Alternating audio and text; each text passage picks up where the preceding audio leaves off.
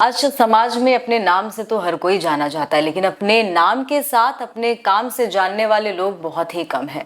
तो आज मेरे साथ वही शख्स है जो कि अपने नाम के साथ अपने कामों से भी लोगों के बीच पॉपुलर बन चुके हैं। इतनी लोकप्रियता हासिल कर लिया है उन्होंने, बच्चों से ज्यादा जो बुजुर्ग है उनके जुबान पे भी उनका नाम रहता है। तो वो शख्स कोई और नहीं बल्कि दक्ष नागरिक फाउंडेशन के अध्यक्ष और एडवोकेट सुनील कुमार जी हैं। हम उनसे आज बात करेंगे किस तरीके से उनका बैकग्राउंड रहा और किस तरीके से उन्होंने अपने जीवन में संघर्ष किया और उन्होंने जो संकल्प लिया समाज की महिलाओं के लिए, बच्चों के लिए, वो उस रास्ते पे बस चलते गए। बहुत बहुत स्वागत है आपका द टुडे न्यूज में सुनील जी। पहला तो मेरा ये सवाल है कि आपका बैकग्राउंड देखा गया, काफी आपने संघर्ष किया, किस तरीके से आपकी शुरुआत हुई और किस हालातों में हुई है? देखिए, thank you so much for introducing me on your channel. शुरुआत तो 27 सालों की थी जी। और बहुत ही कठिन थी, लेकिन हाँ, इन शॉर्ट मैं लोगों को ये बोलना चाहता हूँ कि देखिए, ईश्वर जो है ना सबसे बड़ी शक्ति है, क्योंकि ब्रह्मांड में सब कुछ है। हमने ही सिर्फ अपनी आंखों को बंद कर रखा है। अगर हम अपनी आंखें खोल लें तो सब कुछ ऊपर वाला मुमकिन कर देता है। बहुत बुरे दिन देखे मैंने, बहुत गरीबी देखी और ईश्वर का बहुत ही ज़्यादा मैं एक्नॉलेज करता हूँ, क्योंकि वो गरीबी आज भी मेरे अंदर जिंदा रखी है और गरीबों के लिए दर्द जिंदा रखा है। तो बहुत स्ट्रगल किए, इसमें मेरी माँ का रोल बहुत था जी। लेकिन ठीक है, बोलते हैं ना अंत भला तो सब भला। अब सब कुछ ठीक है, नॉर्मल चल रहा है। तो स्ट्रगल तो बहुत किया। जो मेरी लाइफ में भी जो हमने शॉर्ट फिल्म बनाई है उसमें हम दिखाते हैं, मतलब हर वो ऐसा कोई काम नहीं जो लेबर का या कोई भी ऐसा काम नहीं जो मैंने नहीं किया, लेकिन जो भी किया शिद्दत से किया। दक्ष नागरिक फाउंडेशन, इसका नाम आपने दक्ष क्यों रखा है और इसका मिशन क्या है? देखिए, दक्ष फाउंडेशन को लोग मेरे बेटे के नाम से भी कोलैटरल करते हैं, एसोसिएट करते हैं, लेकिन ऐसा नहीं है। ये हमने 20 मई 2020 को कोरोना में लॉकडाउन के टाइम पे रखा था। दक्ष का मतलब होता है सतर्क होना, सावधान होना, अलर्ट होना, सेंसिटिव होना। अब सतर्क होना, सावधान होना, अलर्ट होना, सेंसिटिव होना, ये उसके लिए होना कि कुछ समस्याएं हैं उसके प्रति। देखिए, मेरा ऐसा मानना है, मैं भगवत गीता में बहुत भरोसा रखता हूँ, श्री कृष्ण को बहुत फॉलो करता हूँ। मेरा ऐसा मानना है ना कि सबसे बड़ा आपका शत्रु अगर कोई है ना तो वो है आपका ईर्ष्या, आपका द्वेष, आपकी वासना और आपका आलस।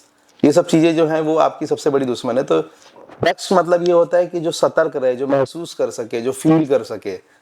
ये मैसेज मैं देना चाहता हूँ। खास करके महिलाओं और बच्चियों पे मैं ध्यान इसलिए देता हूँ क्योंकि महिलाएं जो है हमारे देश की 43% ऑफ पॉपुलेशन कवर करती हैं और 43 में से अगर आप सर्च करेंगी तो 10 to 15% महिलाओं का भी कंट्रीब्यूशन देश के डेवलपमेंट में नहीं है।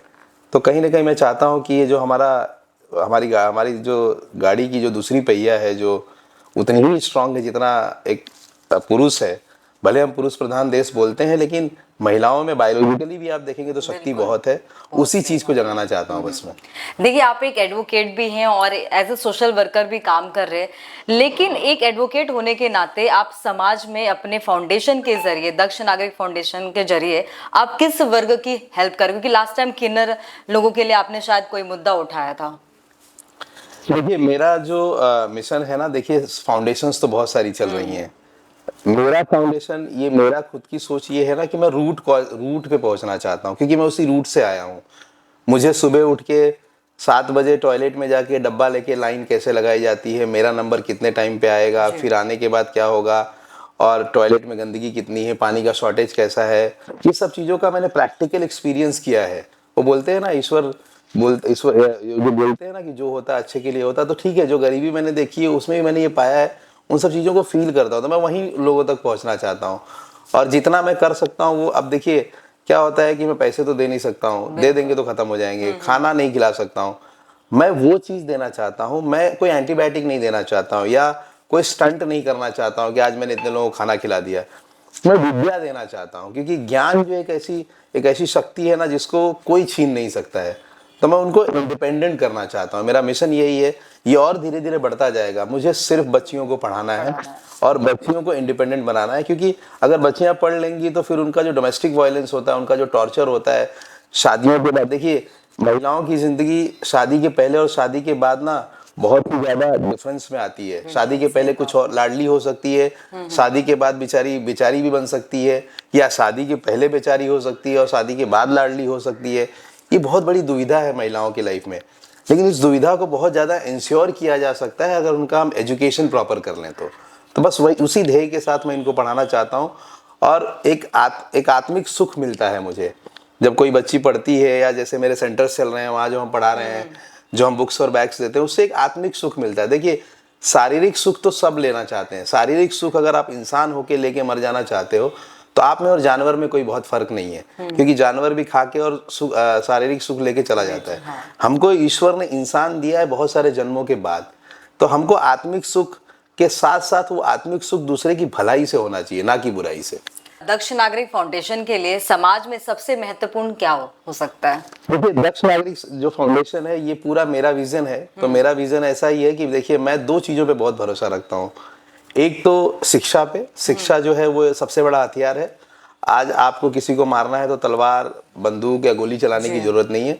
आप शिक्षा लीजिए, शिक्षा लेके इतना खुद बड़े हो जाइए कि जो आपसे जलते हैं या जो आपको पीछा करना चाहते हैं, देखिए कोई मेरा पीछा करना चाहता है या कोई मुझे हराना चाहता है या कोई मेरे कंपटीशन में है तो मैं उसके कंपटीशन में नहीं आता हूँ, क्योंकि मैं ऐसा बिलीव करता हूँ कि भाई अगर वो कंपटीशन कर रहा है तो आप और भी करिए, आप इतना आगे चले जाइए कि वो भी थोड़ा आगे आए। तो एक उस कंपटीशन में भी तो एक हेल्दी रिजल्ट है ना, कि somebody is competing you, somebody is trying to be like with you, तो इसका मतलब भी कि आप किसी को इन्फ्लुएंस कर रहे हैं। तो मेरा फाउंडेशन के थ्रू मेरा विजन यही है, मैं दो चीज़ों को बहुत प्रमोट करना चाहता हूँ। सबसे पहले शिक्षा, क्योंकि शिक्षा अगर हो गई और लोग एजुकेट हो गए तो क्या गलत है क्या सही है उनको कुछ समझाने की जरूरत नहीं। दूसरा, हर आदमी को अपने धर्म से प्यार करना चाहिए। जैसे मैं हिंदू हूँ बाई धर्म, I love my religion. It doesn't mean that I love only my religion. I respect Islam also. I respect Bible also. I respect Vaheguru also. But ठीक है भाई, मेरे भगवान मेरे आदर्श श्री कृष्ण है, मेरे आदर्श श्री राम है, तो मैं उनको फॉलो करता हूँ। अगर आप देखिए, अगर आप अगर किसी अच्छे महापुरुष के या किसी बड़े माँ बाप के बच्चे हैं तो सबसे पहले आपको अपने माँ बाप के बारे में जानना चाहिए। तो हम भी उन्हीं के बच्चे हैं, तो हमको पहले पता होना चाहिए कि हमारे कृष्ण या हमारे राम ने, सोचिए आज हम थोड़ी सी बातों पे बोलते हैं कि हम परेशान हो गए, हम ये नहीं कर पाएंगे, हम वो नहीं कर पाएंगे। अरे आप सोचिए कि हमारे जो भगवान थे उनको भी 14 साल का वनवास था। हमारे जो श्री कृष्ण थे, सोचिए उनको सारथी बन के महाभारत का लड़ाई लड़नी पड़ी। क्या जरूरत थी उनको सारथी बन के लड़ने की? वो चाहते तो एक ही बार में लड़ाई जीत जाते, लेकिन नहीं, उन्होंने ये बताया कि अधर्म का नाश करते समय धर्म को आगे बढ़ाने के लिए आदमी को कर्म करना ही पड़ेगा, बिना कर्म के कुछ नहीं होगा। बिल्कुल सही कहा। तो यही दोनों मेरे मिशन है, शिक्षा का प्रचार, धर्म का प्रचार, लेकिन धर्म का प्रचार किसी दूसरे के धर्म के कॉस्ट पे नहीं। अगर देखिए दूसरी एक बात और जो आज का ट्रेंड चला हुआ है, आज हिंदू मुसलमान की बातें बहुत हो रही हैं, आज भगवा और हरे की बात बहुत हो रही है। अरे भाई मैं बोलता हूँ हिंदू मुसलमान सिख ईसाई ये बाद में बने हैं, हम सबसे पहले इंसान हैं। अब समझे हम एक ही ऊपर वाले के ही बेटे हैं। ठीक है, एक घर में अगर 4 बच्चे हैं, एक बेटा IAS हो गया और दूसरा नहीं हो पाया, तो दूसरे को ये सोचना चाहिए कि मैं वो IAS बना तो मैं कैसे बन सकता हूँ। आज हम किसी धर्म को नीचा दिखा के अपने धर्म को बड़ा नहीं कर सकते हैं, उल्टा हम सारे धर्मों के रेस्पेक्ट करके, हार्मनी डेवलप करके, अगर आपको ये लगता है कि इस्लाम आपसे बहुत मजबूत है या क्रिश्चियनिटी आपसे बहुत मजबूत है, तो आप अपने आप को मजबूत करिए, ना कि उस पर पत्थर फेंकिए, ना कि उसकी बुराई करिए। मेरा ऐसा मानना है कि किसी भी चीज में आपकी नजरों का दोष होता है। कोई चीज किसी को बहुत अच्छी लगती है, कोई चीज किसी को नहीं अच्छी लगती है। अगर आप इस्लाम की बुराई करें या गीता हिंदू धर्म की बुराई करें या क्रिश्चियनिटी की बुराई करने से अच्छा है कि आप सबकी अच्छाइयों को ढूंढ लीजिए, और धर्म एक आंतरिक शक्ति आपको देता है, उस शक्ति को डेवलप करिए। बहुत सही कहा आपने। अच्छा देखिए, अब आजकल कहा जाता है कि जितने भी पॉलिटिशियंस है, धर्म को एजेंडा बनाकर सारी पार्टीज जो है ऑलमोस्ट धर्म को एजेंडा बनाते हुए बढ़ चुकी है, ये आप भी मानते हैं, लेकिन आपकी नज़र में धर्म का डेफिनेशन क्या है? देखिए अब मैं आपको, ये तो बहुत सेंसिटिव मुद्दा है, क्योंकि अब इसीलिए मैं बोलता हूँ ना कि शिक्षा पे जोर देता हूँ। हाँ। अगर हमारा युवा, अगर हमारा देश शिक्षित हो जाए तो ये कुछ जो धर्म के पाखंडी लोग हैं जो थोड़ा सा ये जताते हैं कि हमने बहुत पढ़ा है और वो समझाते हैं, तो अगर हमारा देश, हमारे बच्चे, हमारे युवा पीढ़ी शिक्षित हो जाए, वो धर्म को खुद ही समझने लगे, तो किसी के बहकावे में आएगी, पहली बात। दूसरी बात, धर्म मैं क्या मानता हूँ, धर्म हमारी प्रकृति का है। जैसे धर्म में प्रकृति क्यों आती है? सबसे बड़ी धार्मिक प्रकृति है हमारी। क्यों? क्योंकि देखिए पेड़ अपनी जगह पे खड़ा है, वो छाया देता है, सूर्य अपनी जगह पे खड़ा है, वो प्रकाश देता है, चंद्रमा अपनी जगह पे खड़ा है, वो उजाला देता है, दिन और रात अपने समय पे होते हैं, ऋतुएं अपने हिसाब से बदलती हैं। तो प्रकृति ने तो कोई भेदभाव किया नहीं, अगर समझ लीजिए धर्म की बात, हिंदू मुसलमान की बात करते हैं, हिंदू के लिए कोई 300 मिलीलीटर वाली ऑक्सीजन तो आ नहीं रही है प्रकृति की तरफ से, और मुस्लिम के लिए कोई 200 मिलीलीटर वाली ऑक्सीजन तो आ नहीं रही है। तो अगर if nature is not discriminating against everyone, तो ये हमारा अपना बनाया हुआ खुद की सिस्टम को चलाने वाला एक पाखंड है, और इसमें मैं थोड़ा भी भरोसा नहीं करता हूँ। आई बिलीव, क्योंकि शेक्सपियर को, I am a graduate in literature, post graduate in literature, what Shakespeare has told 500 years ago that only a person will survive who is fittest। आपको इस जमाने में अगर सर्वाइव करना है तो आपको फिट रहना है, आपको कर्मयोगी बनना है। क्योंकि देखिए ईश्वर भी क्या, भगवत गीता में श्री कृष्ण ने अर्जुन से कहा कि इंसान या तुम करते वो जो तुम चाहते हो, लेकिन होता है जो मैं चाहता हूं, तो तुम करो वही जो मैं चाहता हूं, और मैं चाहता हूं कि तुम कर्म करो।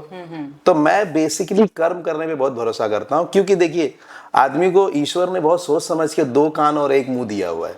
इसका मतलब ये होता है कि सुनने के लिए ज्यादा प्रयोजन बनाया गया है और बोलने के लिए कम बनाया है। तो मेरा ऐसा बोलने का मतलब है, लोगों का बोलने से हम अपने विचारधारा को नहीं बदल सकते हैं। तो मेरा बेसिक एजेंडा है कि धर्म ये इसको एक एजेंडा बनाने से अच्छा है, या धर्म को एक प्रोपेगेंडा बनाने से अच्छा है कि हम, ये जाति कब जाएगी ये समझ में नहीं आ रहा है, ये धर्म कब जाएगी कब समझ में नहीं आ रहा है। मेरे फाउंडेशन की तरफ से मैं हमेशा एक मैसेज देता हूँ, respect everyone, sharing and caring is the best medicine on the earth. We should respect everyone, we should not hurt anybody, और सब कुछ हार्मनी में डेवलप हो सकता है। हाँ, लेकिन अब ये पॉलिटिकल स्टंट्स हैं, एजेंडेज हैं। अब ये एजेंडे और पॉलिटिकल स्टंट्स इसलिए चल रहे हैं क्योंकि जो वोटर्स हैं ना, वो वोटर्स बेचारे गरीब हैं, उनको कुछ नहीं पता है। अब उनको उन्होंने कभी संस्कृत पढ़ी नहीं, उन्होंने कभी गीता पढ़ी नहीं, उन्होंने कभी इस्लाम पढ़ा नहीं, उन्होंने कभी कुरान पढ़ा नहीं। अब उनको जो बोल दिया, जैसे एक रिसेंट मुद्दा बताता हूँ आपको, 2024 का लोकसभा इलेक्शन चला, उसमें सब लोग संविधान, हमारे भारतीय संविधान को सब लोग हाथों में लेके ऐसे घूम रहे थे जैसे लग रहा था कोई डायरी है।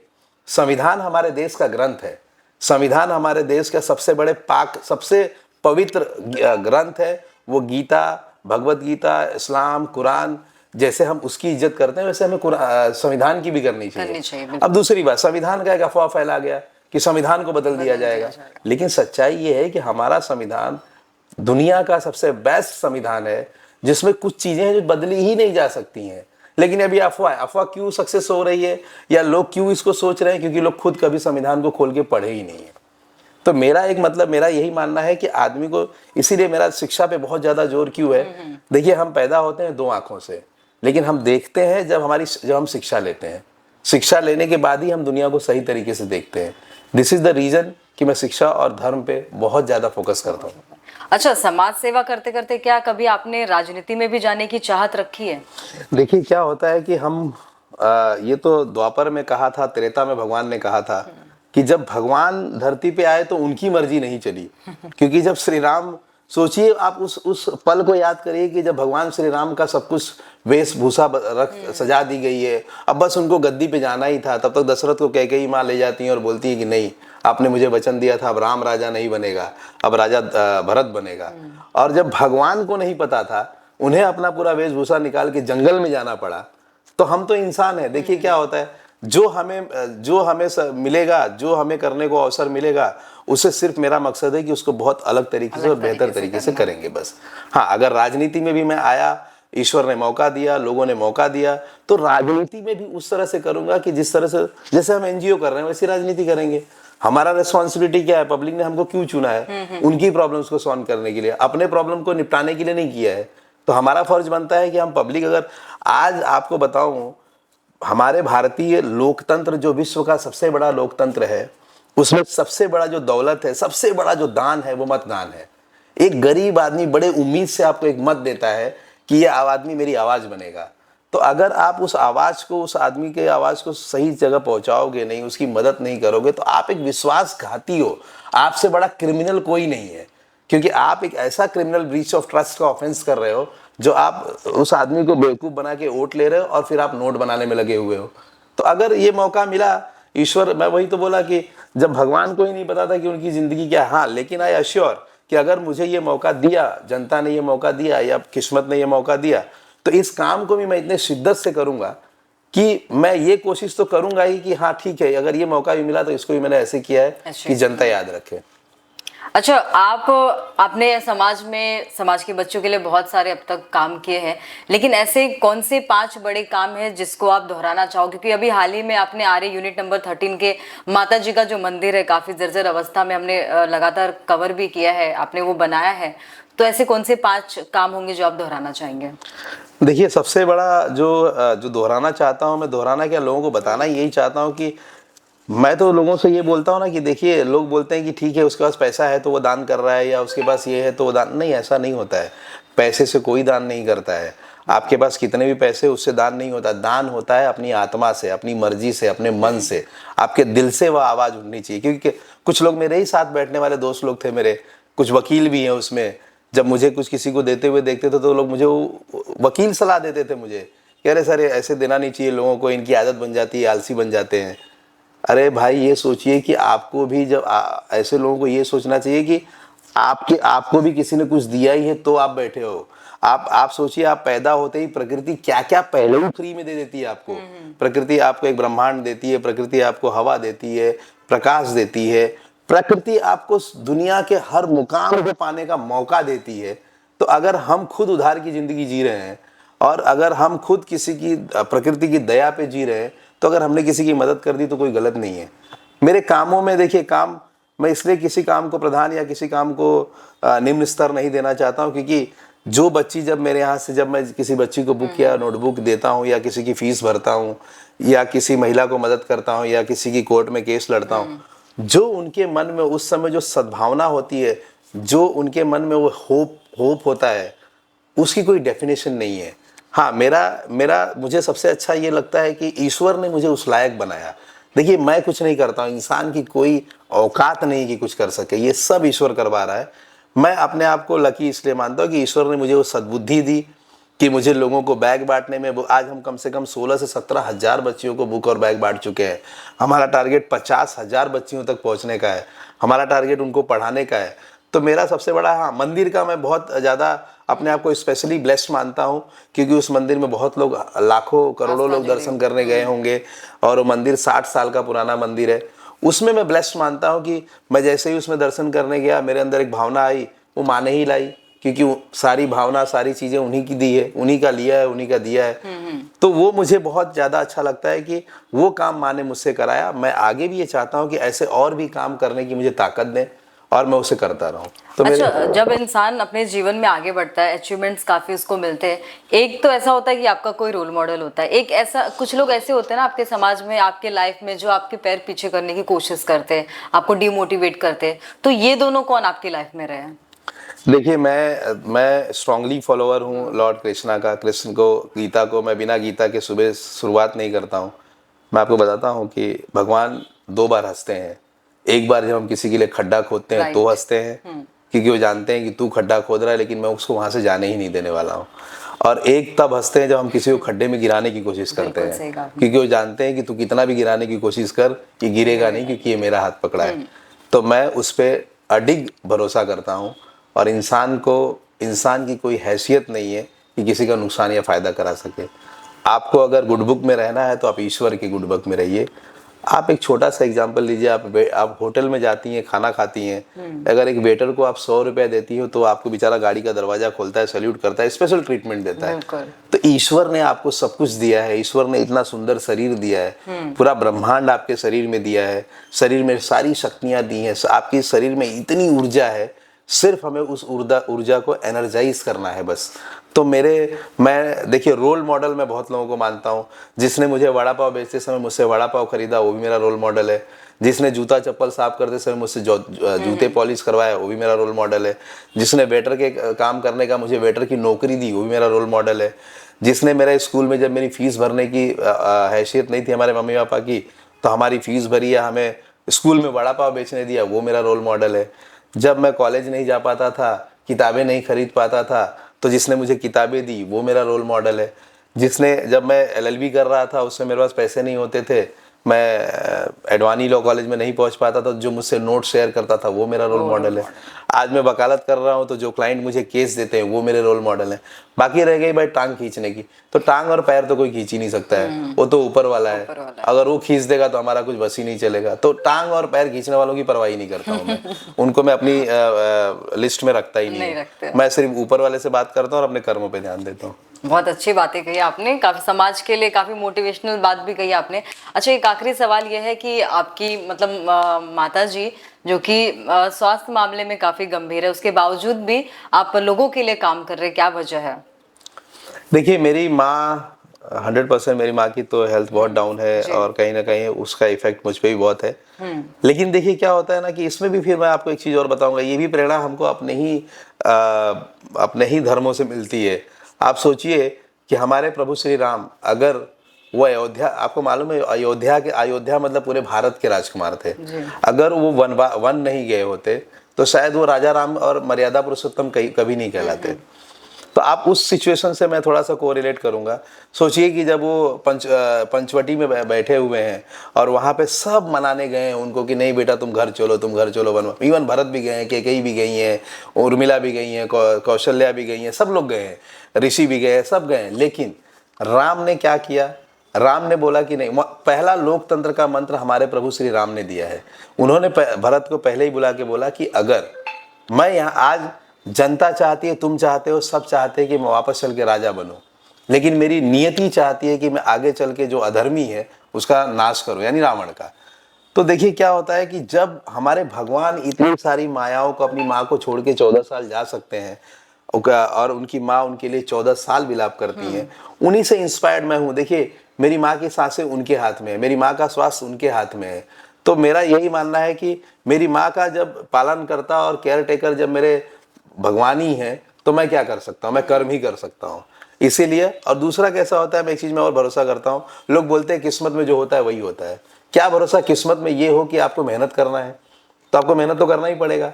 लोग बोलते हैं कि अगर सब कुछ पूर्व निश्चित हो तो आप दुआ क्यों करते हैं?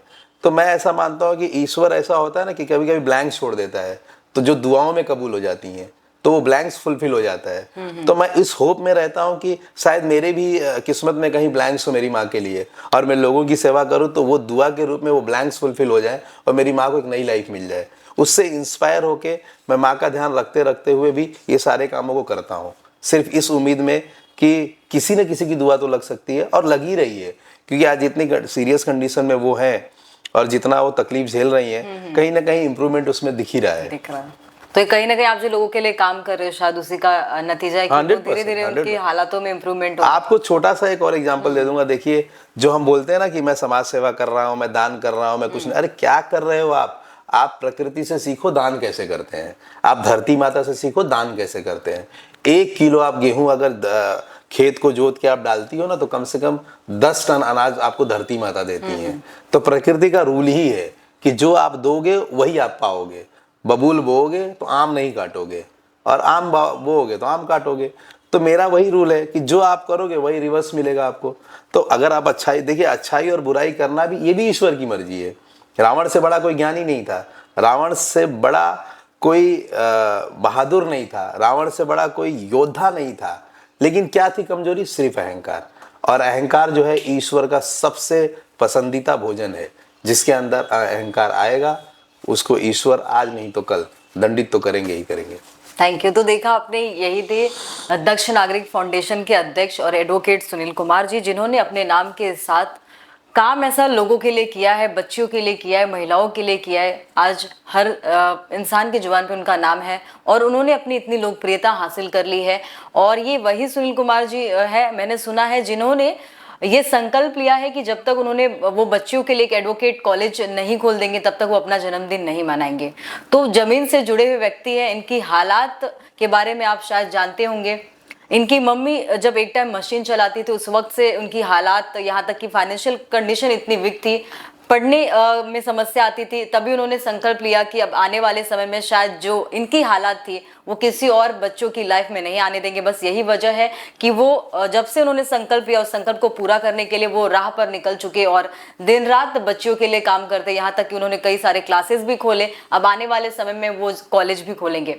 फिलहाल के लिए इतना ही। देखते रहे द टुडे न्यूज़।